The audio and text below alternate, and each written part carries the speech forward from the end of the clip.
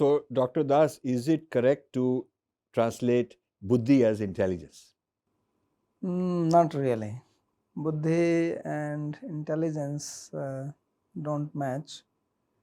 As we have been speaking, that Buddhi is something very subtle, and what they call as intelligence is probably related with brain, and they have many tests for it like IQ test, etc. But that is not what we think of Buddhi.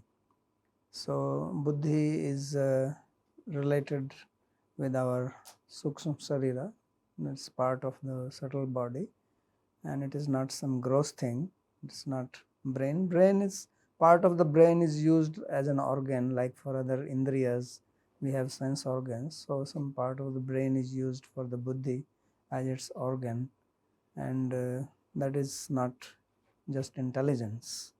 So it will be wrong to say that Buddhi is just intelligence. It limits that. It could be just one of the meaning of it. So, this idea of IQ, which they have developed to measure intelligence, Yes. is there a Buddhi Q, Buddhi quotient to measure Buddhi? Yes, yes, we have. And that Buddhi quotient is if you are actually working to uplift your consciousness, then that is called Buddhi. Esha Buddhi Matam Buddhi Manisha Cha Manishinam.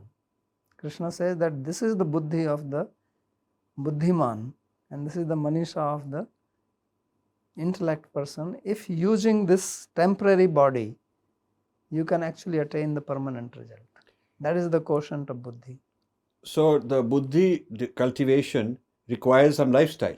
Right. It requires a diet and do's and don'ts, yam, niyam, all of that is required. Yes. Whereas a person can be very intelligent and he could be a crook, drinking, he could be smoking, drinking, he could be doing. This is a very big issue. When a famous Columbia University group was going to take over Sanskrit studies and get the license and the blessings from Shankaracharya of Shringeri, Shringeri Mutt, and I intervened. Luckily, the Shringeri Shankaracharya agreed with me and stopped this project. Because he is Buddhiman. With his Buddhiman. And one of the arguments I gave was that these guys, they are eating beef, they are non-veg, they're drinking, so they are going to teach a class on Adi Shankara and all that, then they're going to go to a hamburger and eat that. This violates your requirements on who is supposed to, who is qualified as an acharya. Yeah, who is supposed to represent Adi Shankara. And you would not, it is not freedom and all that, it is a question of being qualified. Right. I mean, it's not a freedom, I don't have freedom to go fly an airplane, I'm not qualified as a pilot.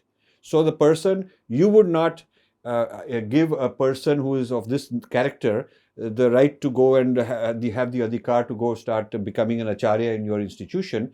And so why would you franchise it to the Columbia people to have this full freedom? This changed the whole thing.